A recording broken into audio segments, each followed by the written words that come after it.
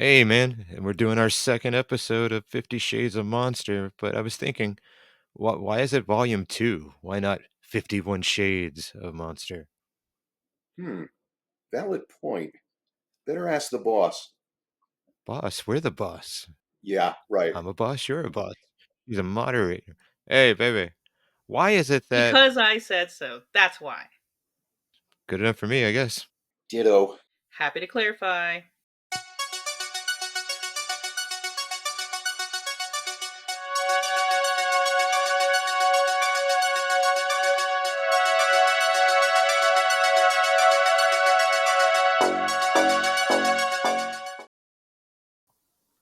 Hello and welcome to MonsterKid Fury. I'm Callie. Joining me today is Rich from MonsterKid Central. Hi, Rich. Howdy. And Rick from Film Fury. Hi, baby. I recognize you guys.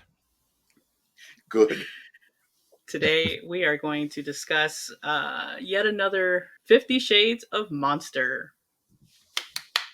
Yay! I like these. They are very fun. They are very fun.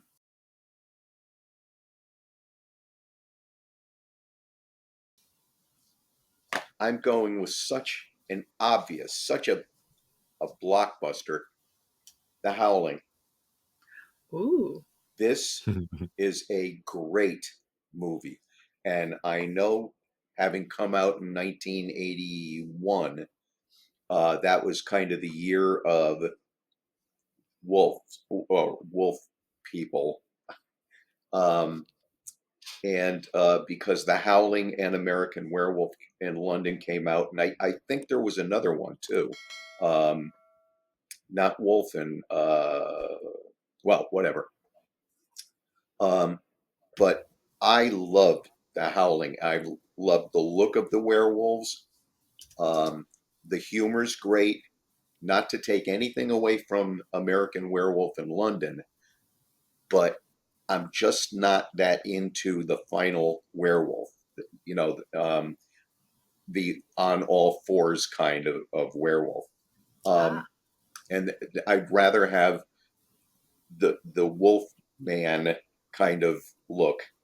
So, but this is such a clever movie. Joe Dante's involved.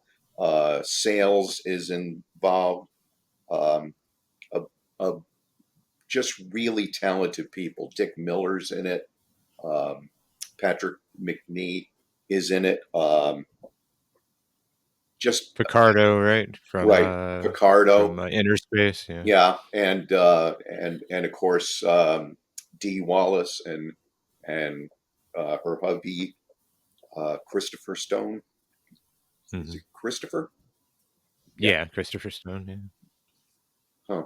So anyway, it's a great movie. I love every aspect to it, and if I could just there's an actor in it. I can never remember his name, uh, but he was in the commercials. He was the A1 steak sauce guy.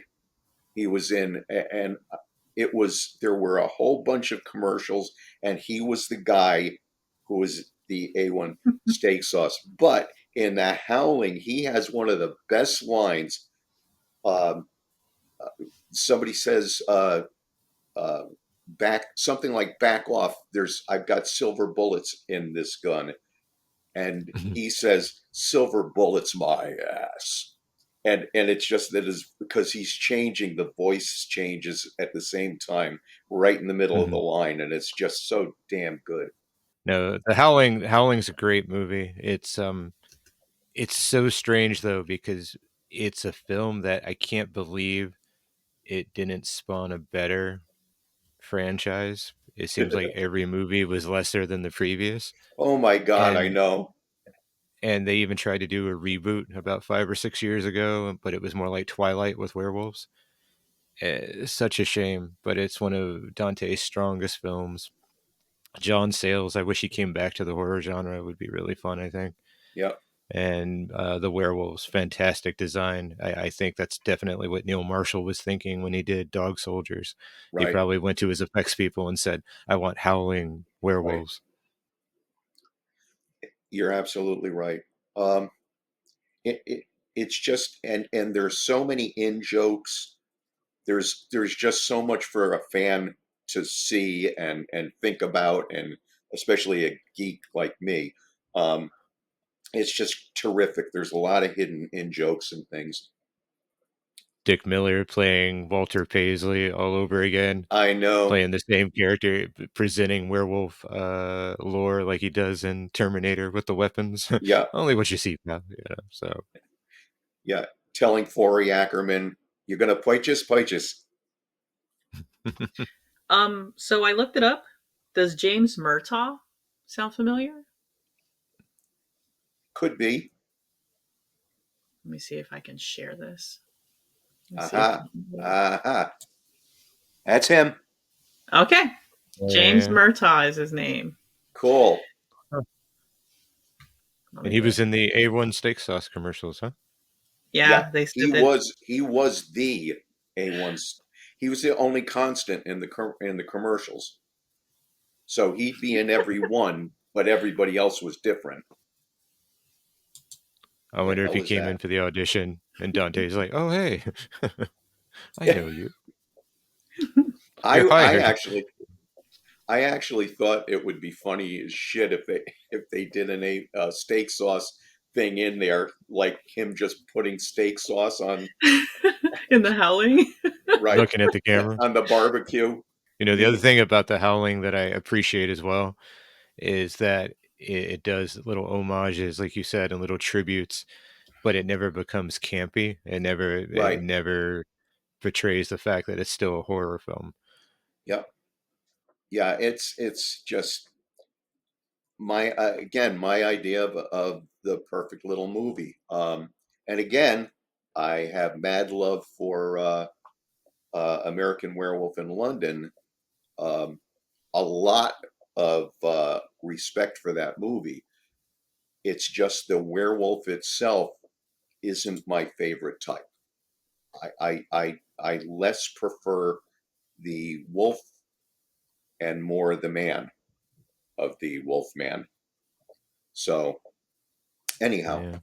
so that's if for some reason you people have not seen The Howling, please make sure you do, because it is a sensational little film and it's quite creepy in parts. And stay the hell away from the sequels because they are grim.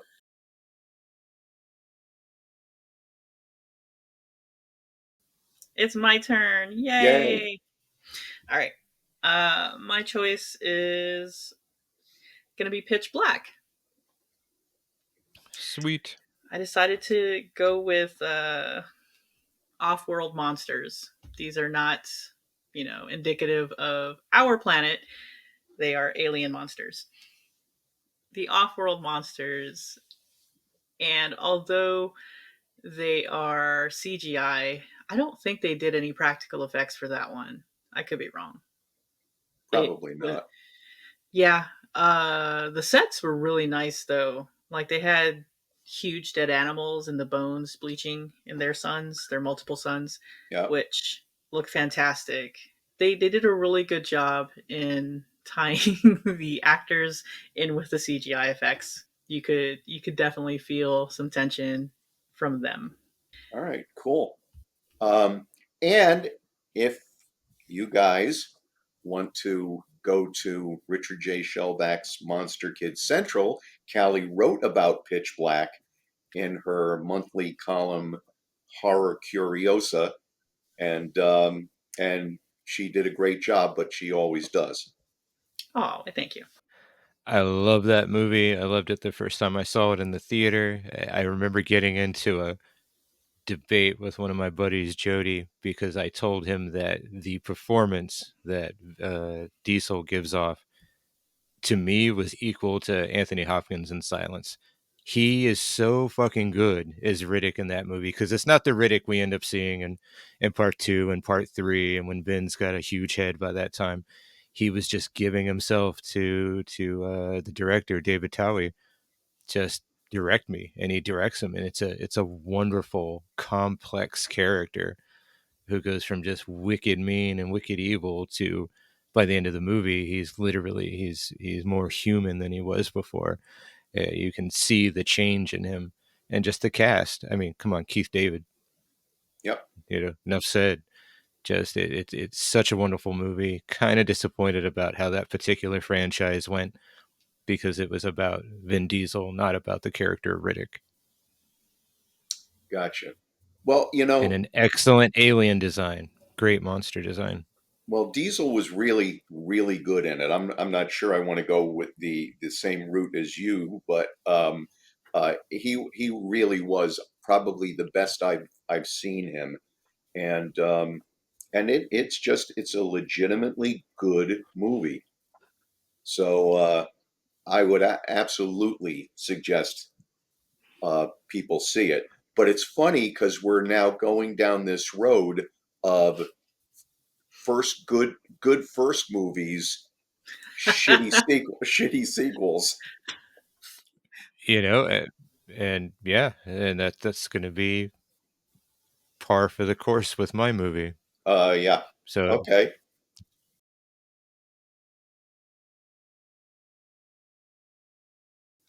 All right, so there's. I chose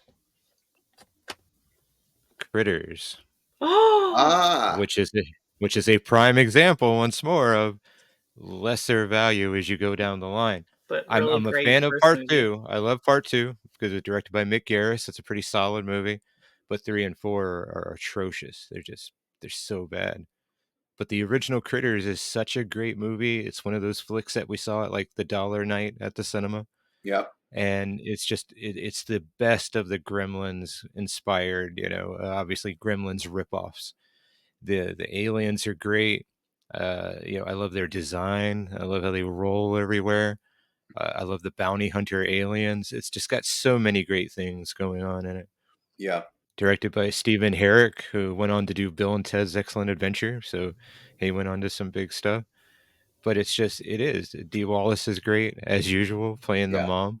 Just everything about that. I love the creature. I love the kid. Scott Grimes is really good. I love the scene where the aliens are cursing, in their language, and then you see the subtitle at the bottom. Just so many.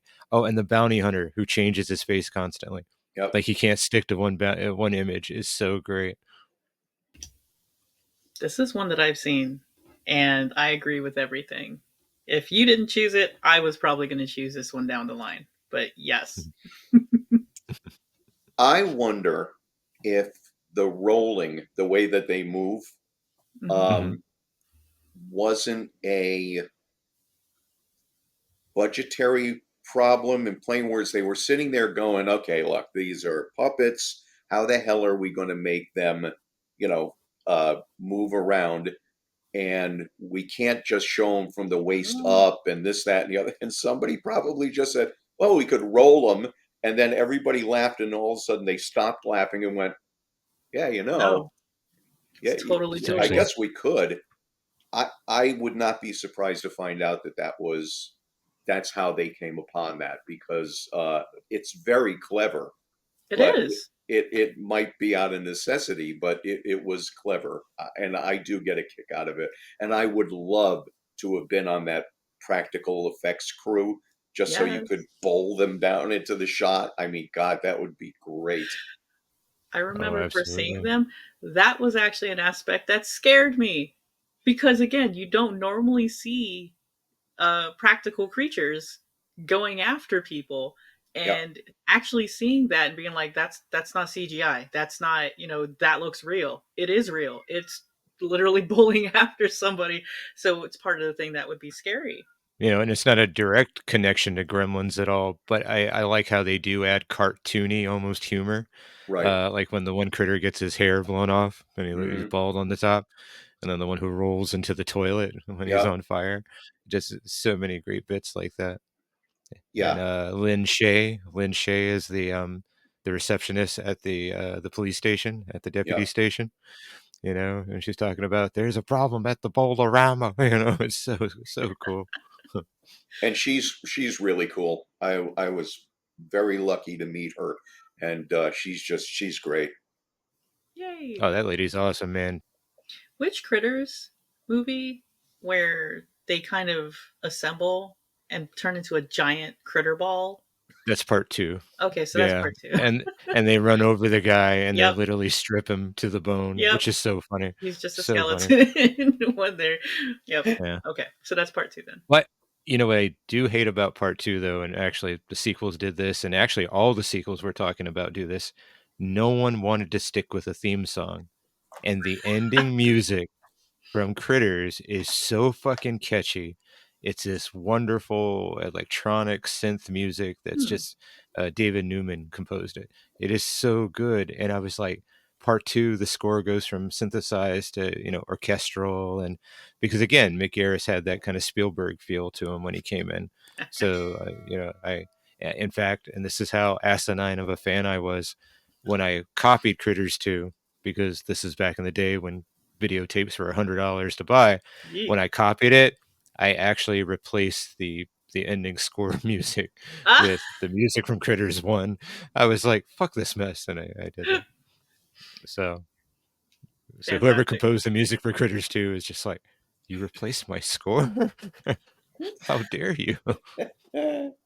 You In can do fact, if I whatever meet you Mick want. Garris again, I'm gonna have to tell him that story. That's great.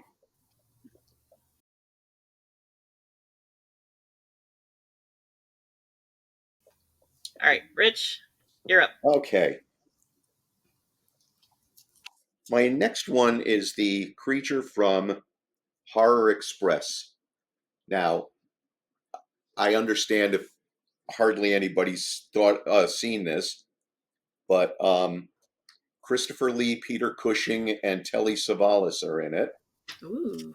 and uh, it's a weird movie because it's kind of like Murder on the Orient Express with a freaking monster in it. Um, Mhm.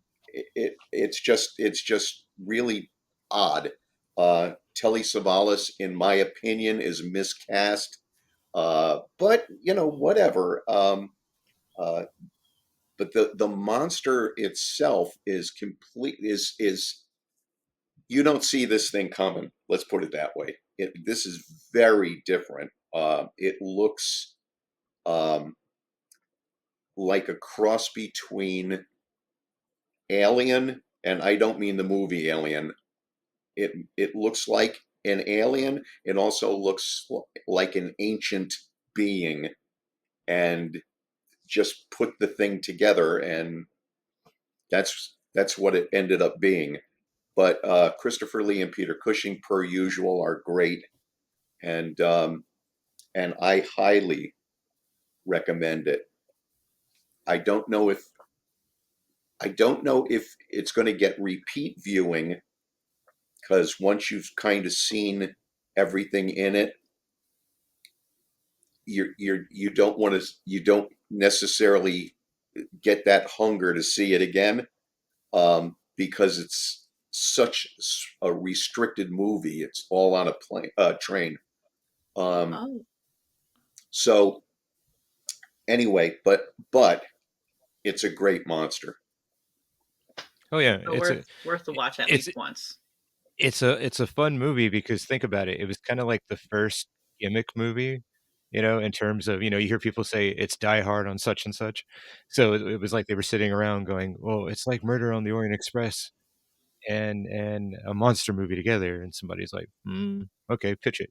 Yeah, And it's really fun, to the point where Dana Gould, who of course you love to death due to Stand Against stand Evil, against evil. they did that Creep Show episode with Justin Long, Yeah, where he's a scientist who creates a new form of virtual reality where you can go into any film that you want, and he goes into Horror Express and they gets yeah, trapped there. Yeah, That Justin Long, sucks. all right, complete verge. I love me some Justin Long. He's like one of the greatest actors, and I love that he keeps going back to the horror well Yeah. multiple yeah. times. He my little girl, she's like, he plays the perfect jerk. He's just such a jerk and everything. And I'm like, but he plays it so well. And Right. every asshole he plays, it's not the same. There's a divergence. Like wow, how many times can you play a deplorable person, but each time you come at it from a different slant? It's That's really Yep. cool great. though. But I do. I love some Horror Express, and I think it's one of those people should at least watch once. Yeah. Yeah. I Absolutely. mean, there's worse things to watch. You can kill 90 minutes with Horror Express. Well, again, good monster, Cushing and Lee. You really and for people who like Telly Savalas, he he's certainly good in it. Again, I wasn't used to him playing this kind of character, but you know, Because, correct me if I'm wrong, is he supposed to be Russian or he's yeah, supposed to be a different? Russian royalty or something like that. And I don't Uh, mean royal, I mean like upper crust Russian with money kind of thing. Supposed to have a better accent then. Yeah. See, and I came in at the tail end of his sponsoring of products.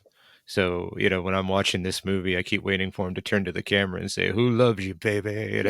And pop a lollipop in his mouth, which right now my wife is just like, "I don't know what the fuck you guys are talking about." Nope. You, you Google him, you'll find out. We're talking about Kojak. Mhm. It Thank was a you. TV show, and that was his thing. He always had a sucker, and Oh. that was his catchphrase. So Who loves you, baby? I think Wes Craven was thinking about that when he did Shocker, and when Horace is taking on the power from the demon spirit, Yeah. and it says, "You got it, baby." I'm pretty sure they were thinking of. I think he told the sound person, "You saw Kojak, right? Just do it like Kojak." Okay, but excellent choice, El Capitan. Well, thank you.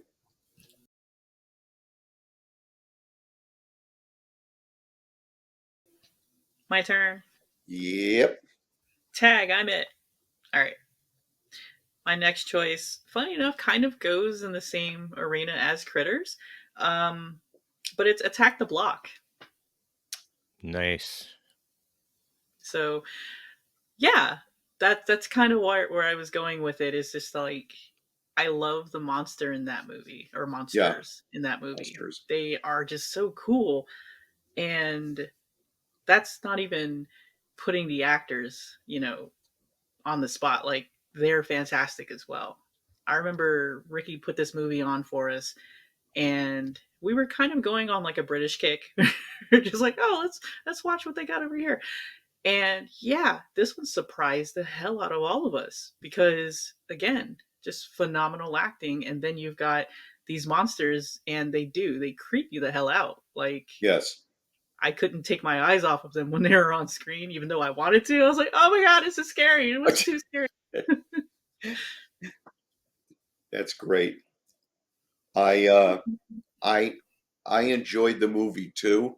Um the accents were a little thick until you get used to them. Yep.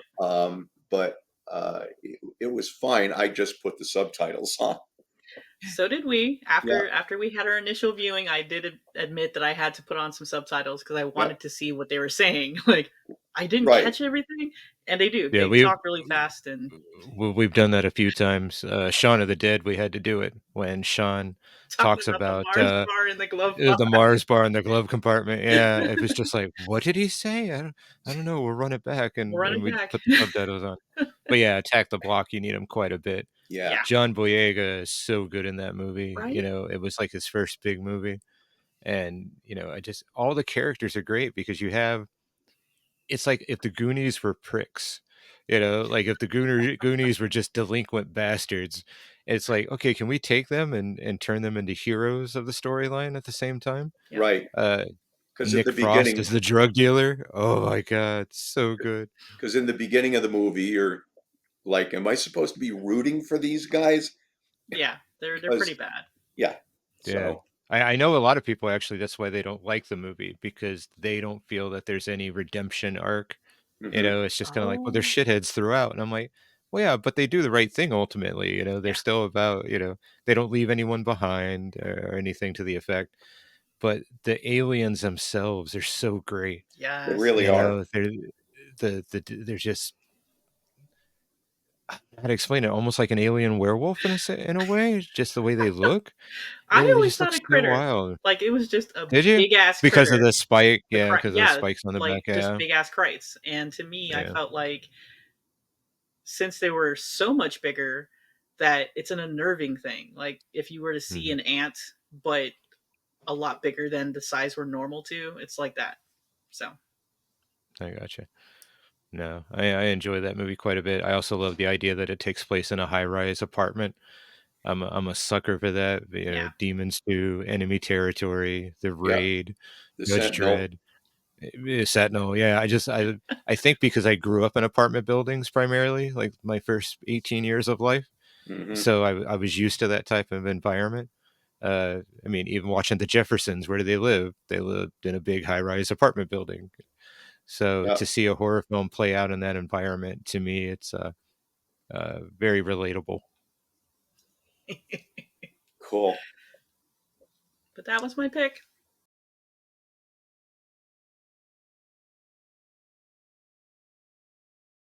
So my number two, or no, number two is Underwater. This is a really Oh, underrated flick, and for all intents and purposes, this movie should have sucked. It's PG-13, first of all, Right, which is really shocking that they got away with so much. But I was like, Kristen Stewart. I'm not a fan of Kristen Stewart. I've never been a fan of this chick. Twilight cemented the fact that I'm like, I don't think you can act. So, but it's an underwater monster movie. So, of course, I'm going to go to it because I love right. underwater monster movies.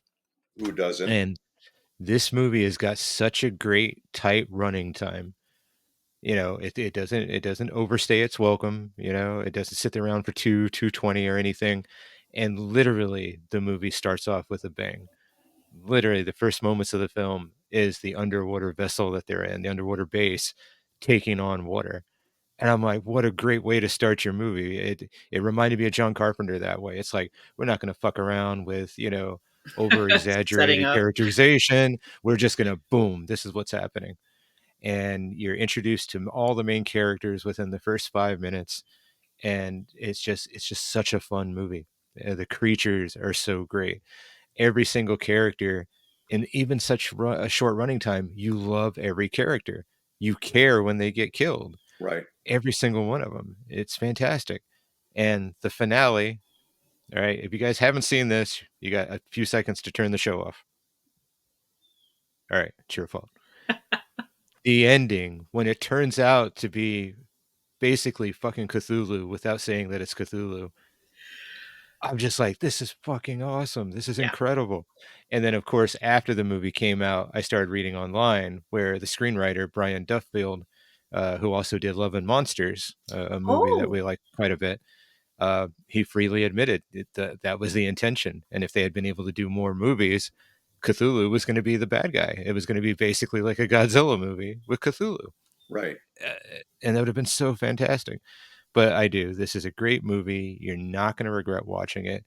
And it is just a wonderful flick. I was really surprised by Stewart as well. I probably say that this is the best role that I've seen her in. Yeah. I contribute a lot of it to Duffield, who I think is a better writer than he is a director, Mm. because Love and Monsters has a lot of great moments like It this. does. It's a really great movie. Very much so. And it was kind of shocking from a 90-minute movie called Underwater with Christian Stewart. I'm like, this shouldn't work, but everything about it works. And it is. It's a lovely movie, and I think it's one that's probably not getting a lot of street cred right now. This is going to be kind of like The Thing. It's going to be a movie that, like, Niobe already loves it at 13, but I see her taking it to her friends when she's older, you know, when Yeah. she's in her 20s. You know, she'll be like, oh, well, let's watch a movie. And they're just like, oh, we don't know what to watch. Let's watch Underwater. And they'll be like, what's that? And, you know, it'll be one of those things where it'll end up on documentaries later, like these 4-hour documentaries on horror films. It'll be Underwater 2020, you know, and they'll talk about how the movie bombed initially and everything. And older Kristen Stewart, who maybe will have a monicum of talent by then, will be just like, it's one of Hey, my finest pictures. I take it back. There is another movie she was that in she's quite good Zathura, in. Uh, she was a kid. That doesn't but really she was count. still in Zathura, She and that didn't. was all But right. it was the boys who stole that movie because they're so good in that flick. No, she did a movie called Personal Shopper, which is kind of an A24 style horror movie Hmm. about a woman dealing with a ghost. It's actually pretty good, but I think that one is mostly due to the atmosphere and whatnot. Okay. In Underwater, it's her performance, Oh yeah. which really just kind of brings it to the table. It's a wonderful concept of a character, someone who is essentially a loner and always about themselves, but then they're willing to sacrifice, For the which I greater think is really good. cool. Yeah, which I think is really great. It's a very fleshed out character, and I think a lot of writers currently could watch that movie and learn a few things. But you can't tell that to young writers because they know everything. Just ask them. They're like, we don't need to look back at the past. Why do we need to do that? We're making our movies now. That's the important thing. Well, I did not see Underwater, so I will have to make sure that I do. Oh, Ricky, you spoiled it. Why didn't you give me a hand signal? All the other times you interrupt me, you can't interrupt me to say, shh, Stop. shh. Chances are you wouldn't have liked the hand signal. That's what. But now I've ruined it for you. I feel Oh, horrible. I'm so sorry, No, Rich. you didn't ruin it for me. I Hmm. promise I you feel didn't. so bad. Okay, okay. Until I he sees it, and then he's gonna be like, "Fuck! I really wish that was a surprise." Well, Either watch it way. with Eileen. That way, at least she'll be able to benefit from all the things I blew for you just now, and you can experience it through her. Okay, so was this one that you watched first and then you showed me? Yeah, I showed Okay, it to you when it came out on video. okay, Yeah, okay. yeah, during the pandemic. Yeah, Damn. No, but it's fantastic though. And you're right, the monsters in that are great. They're great. yeah. And I'm well, so I'm sure. mad because it's owned by Fox. Obviously, this was after the merger, and Disney does all this bullshit with their covers, where they Yeah. do this ridiculous thing on the top. I'm like, you ruined the cover, is what you did.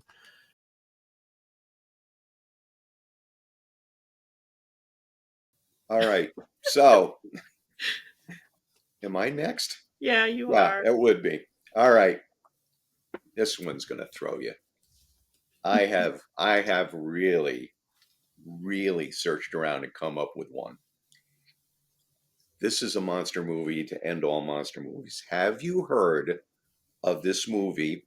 It's called Jaws.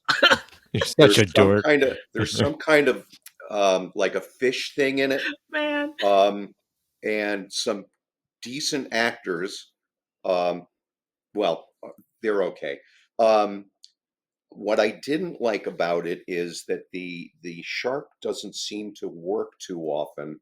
But other than that, um, I kind of liked it almost better than Piranha. So anyway, this is Almost, this yeah. is my choice for the. So have any of you had a chance to see this yet? Because if you didn't, it's a good one.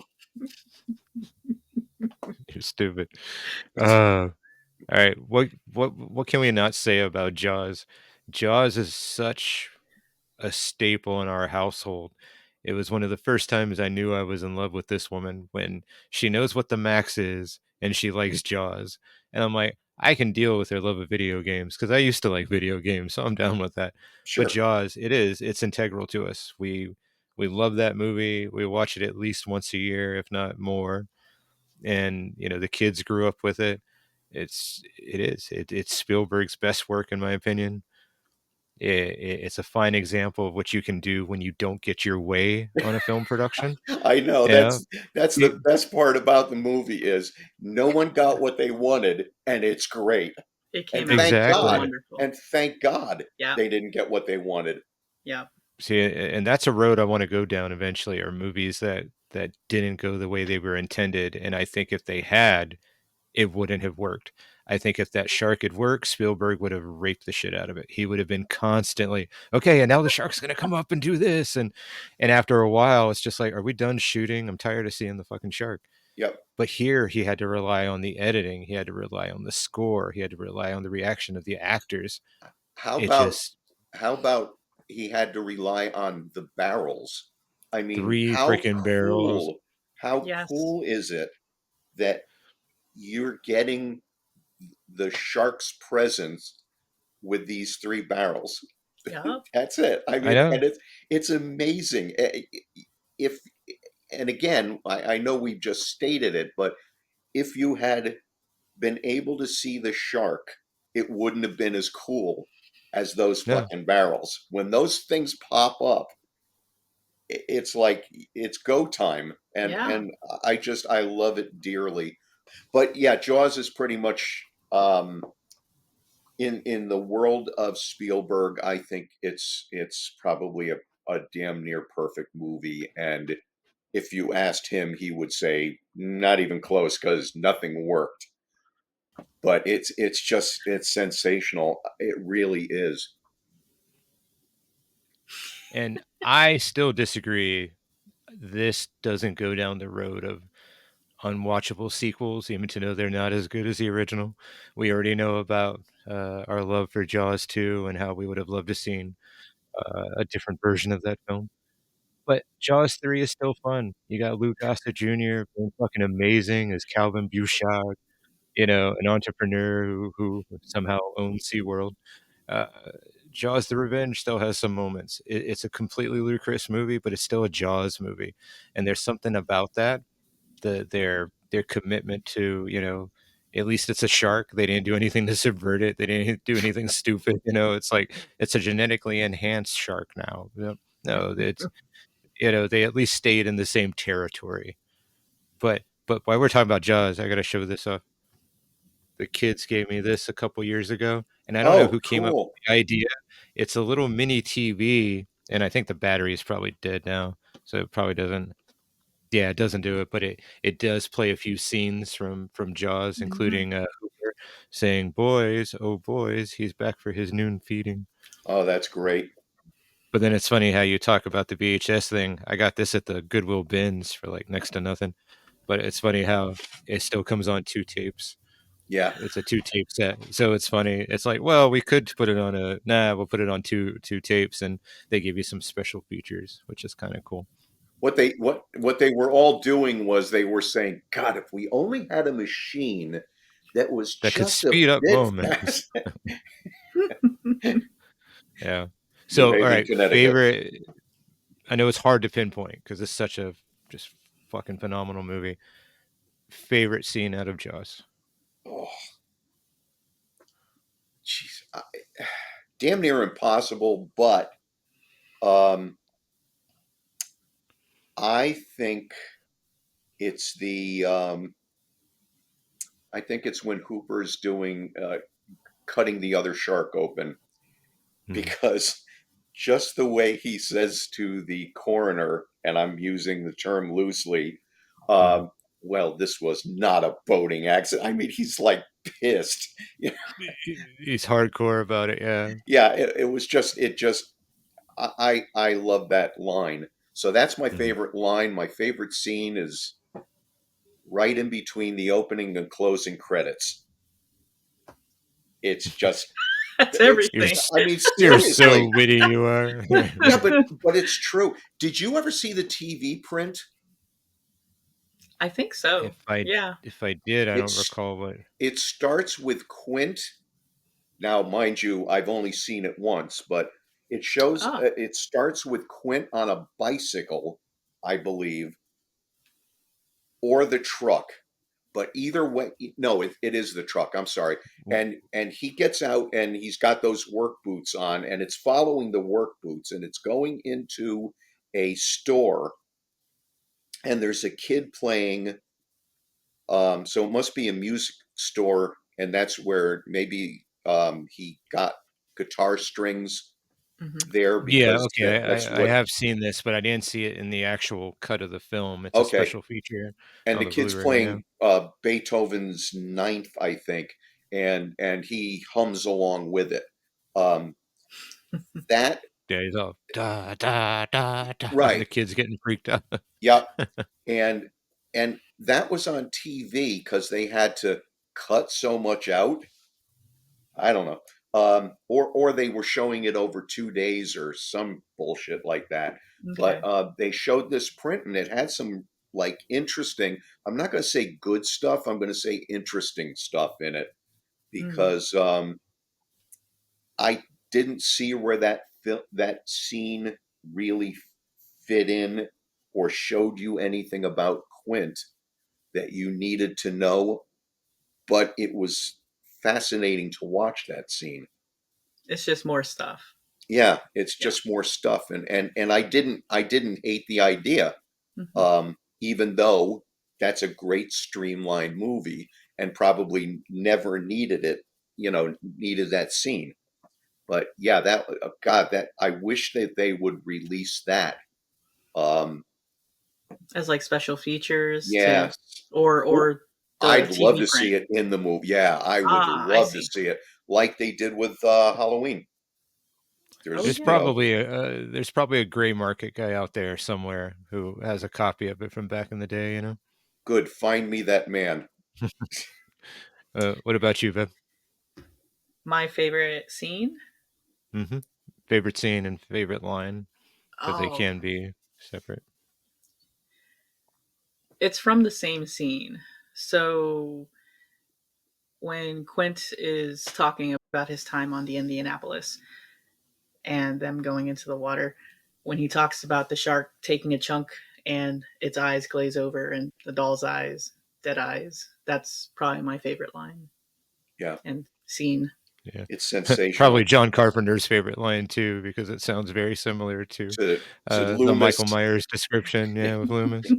Yeah, Yep, my two my favorite line has to be, "I can do whatever the hell I want. I'm the chief of police." I love that line because I right. love him being drunk. I just love that entire moment. And my favorite scene, I think, is the moment where editing and music and performance all fucking comes together. It's when Hooper's tying off the tracker to the barrel and he's like, "Don't you wait for me," and just the music, and he's like, come on, and it's just so great the way they do that cutting, Yep. Yep. and the music's all dun dum, and it's not intentional, I'm sure, with the score, but the music also moves with the way the boat moves, so it's like, it's just, Yeah. it's my favorite scene out of the movie, actually. So yeah, those are my two. Yeah, it's So I such an think, Excellent. incredible movie, and if I do say so myself, one hell of a monster movie. Absolutely.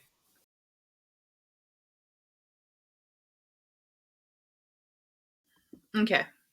So it's funny that you had Jaws because I have something that to me is on the same level. I have Lake Placid. Oh, I love that movie. So do we. So do we. And I feel like it definitely has the same energy as Jaws. So many great things that you can quote, so many great scenes, the actors, and the monster.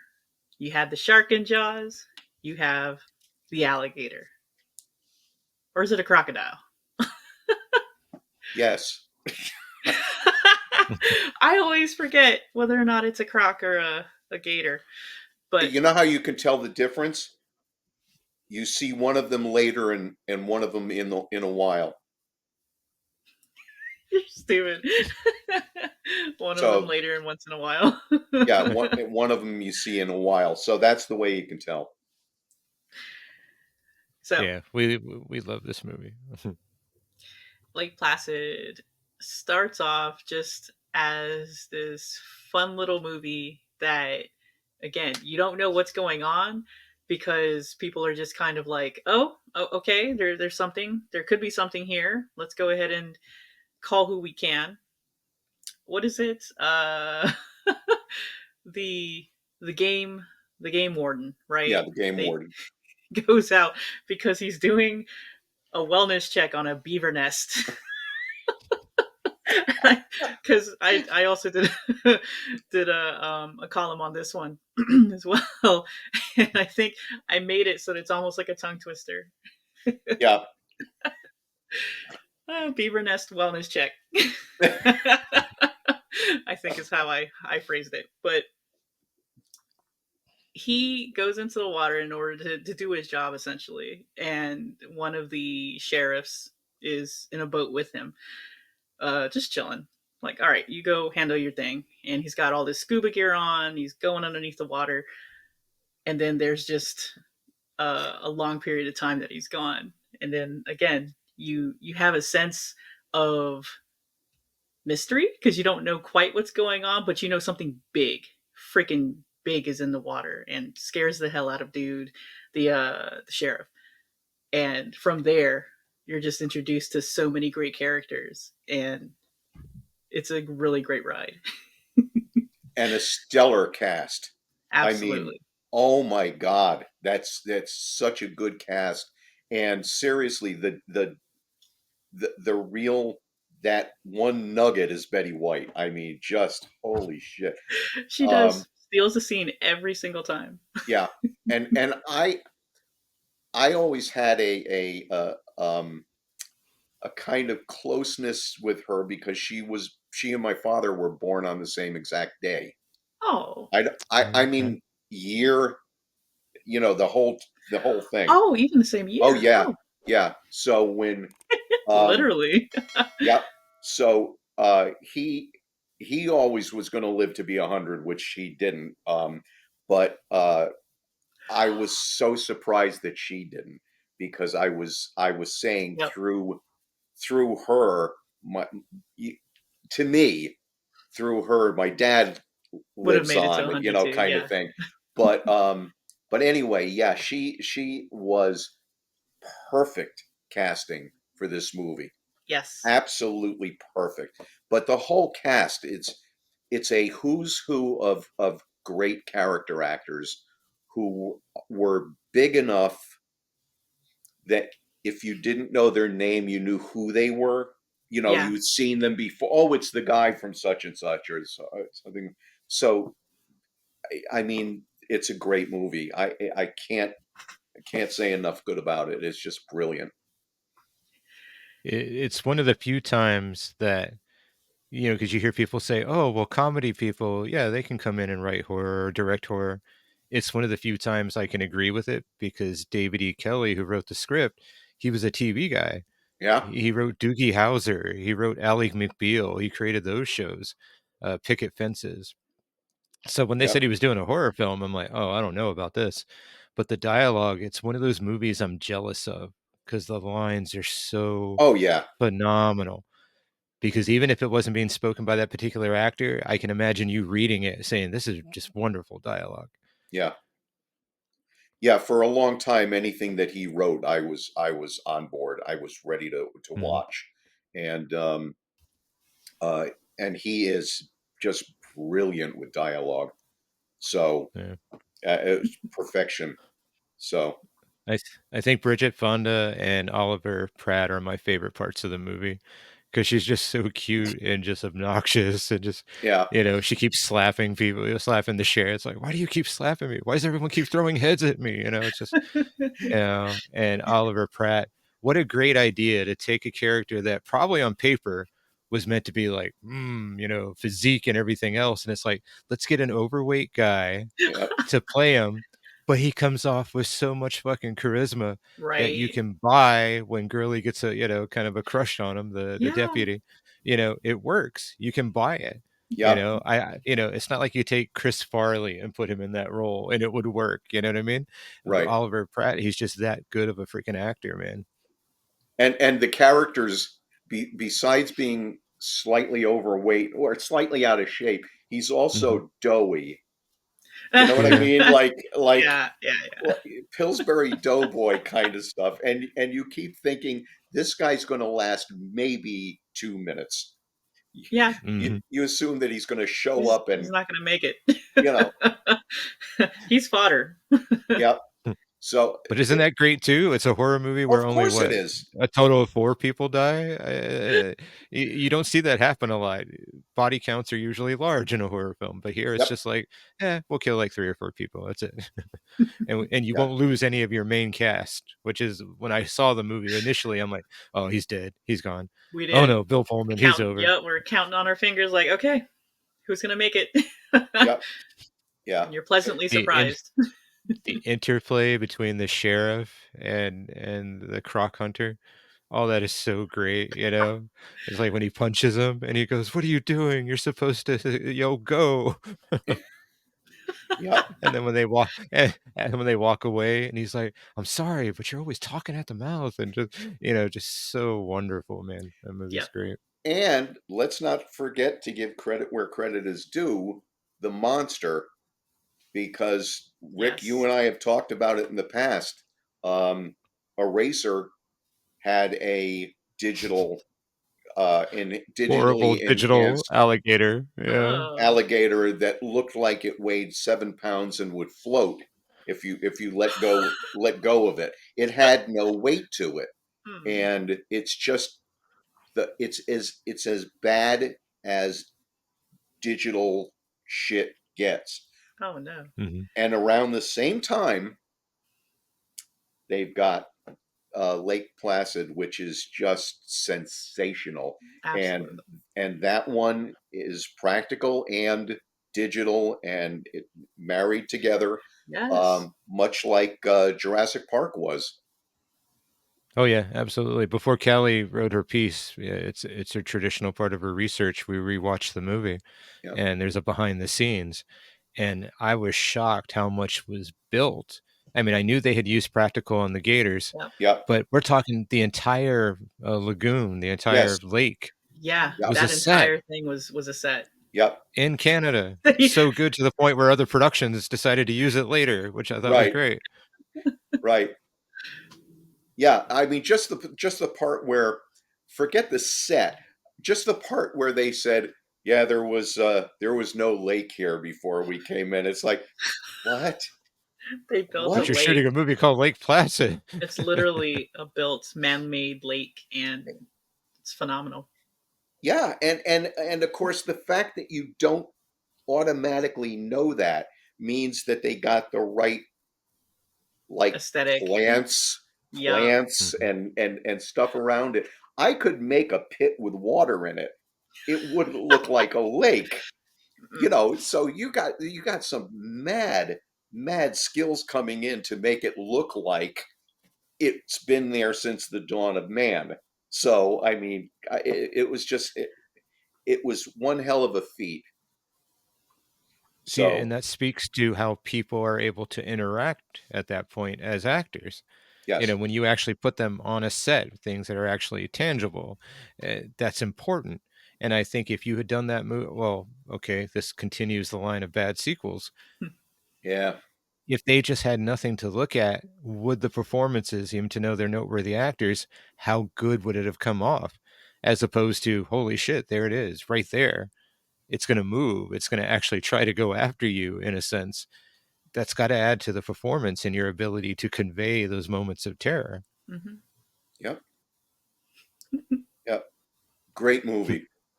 Probably the best. Probably my favorite movie. Although I do kind of like this one. I don't know if you've seen this. Yeah, we What spoke. is that one called again? Uh, Jaws. Jaws. Yeah. Mandibles? So Okay. Mandibles. No, Jaws. no, it's Jaws.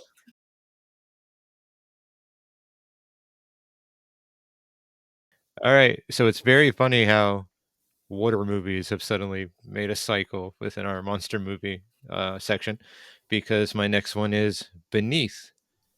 This is Huh. directed by Larry Fessenden. It was actually a project for hire. They went to him. It wasn't like he usually does, where he produces everything in house. This was produced for Sci Fi Channel.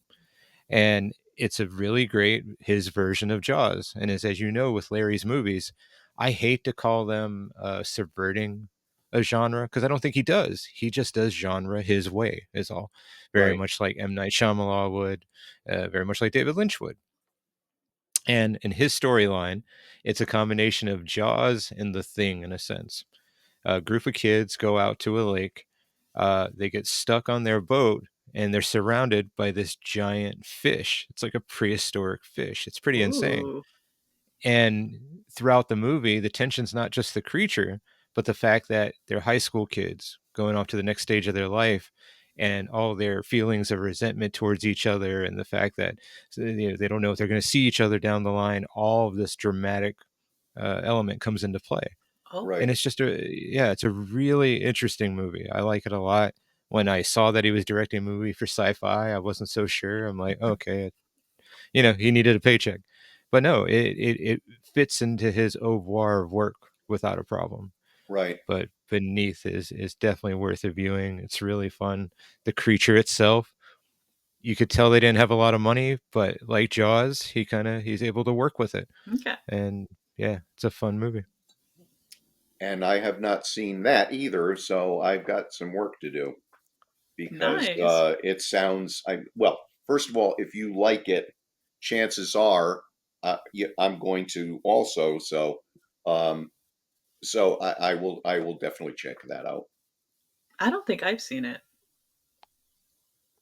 See, I don't know if you have either. Mm. for those of you who don't know this, we don't share these Our lists with lists. each other. Yep.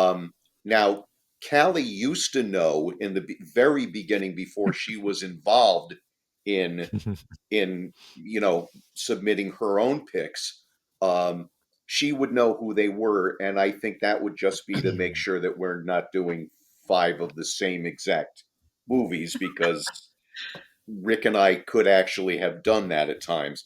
And but now since she is a part of these shows, she We doesn't keep them know either. secret. So yeah, I don't know if you guys discuss them, No. but No. okay, Mm-mm. even better. Yep. So so the fact that we don't that we don't all say the same thing, you That's know, always a good thing, I yeah, it's feel. always a good thing. And it also means, though, that there are going to be times where Rich hasn't seen it because if somebody said, by the way, watch Beneath for next Thursday, I would have, but I'm glad that we don't know each other's picks. So, Yeah. but I will absolutely check that out. Sounds good. And vice versa, because there's a lot of things that I haven't seen that you will suggest. Like this one, because this damn good movie. Seriously. Did it have a sequel? Jaws did it have a sequel? Like a good Uh, sequel? well, Yeah. I think so. On the sci-fi. No, no, those were Sharknado. No, I'm not sure. I'm not sure. I'll have to check that out. But if they did, I didn't see those either.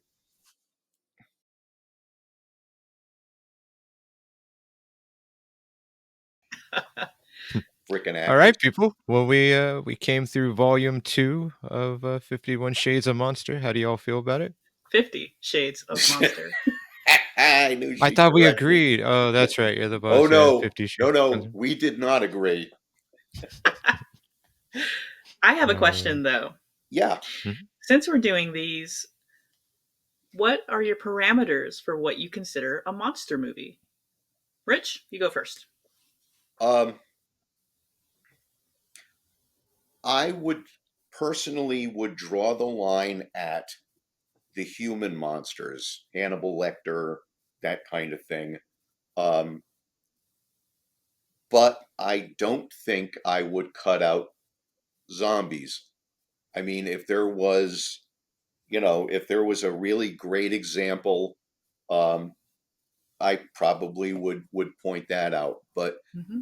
the whole Lecter's a monster. Yeah, okay, he is, but it's because that's the word we use for Yeah. despicable. So, but again, that's me. You guys don't have to go by those rules. No, it's pretty great because Callie's smiling because we actually had this discussion, and when she brought it up, I'm like, that's actually really Yep. interesting because I was like, I stood from the ground initially of, well, zombies aren't monsters. But I'm like, yeah, but then a vampire is a monster, and that starts out human. So, yeah, zombies being monsters, I guess makes sense because, of course, some people would argue that Alien's not a monster movie; it's an alien movie. It's like, yeah, but it's a monster. It's still a Right. monster. Well, So, I completely agree. I I have I have a problem with the serial killer being a monster, yet um, I am open to hearing arguments. You know, Okay. I See, because really then you am. could say that Jason becomes a monster at a certain point after he comes back from the dead. It is a transformation of the human body to a point. So I guess he's initially a regular human, and then part 6 he becomes a monster. Right. And So if somebody had said had asked me, is Lugosi's Dracula a monster? I'd say probably. I don't initially see him as a monster. Yet they asked me if the Dracula in Renfield was a monster. Ah, Abso-fucking-lutely. Mhm. No doubt about it. So I think it's also the ferocity. Lugosi's Dracula always hits me as uh, a well, uh, I don't know, I don't know how to describe it, but a polished, more polished, gentlemanly, not Mhm. animalistic at all. right? Hmm. Yeah, and but it is. I mean, he's part of the universal monsters. It's a little tough to argue with that. So, but it's a great question, and Thank you. and fortunately, we can leave it up to ourselves. It's not Yes. like we're going to go foul. And that's You don't why know I what you're wanted to talking bring about. it to light, is I wanted to know your guys' parameters for that. And again, you can absolutely pick and choose however you like, and your reasonings for them are your own. Yep, absolutely.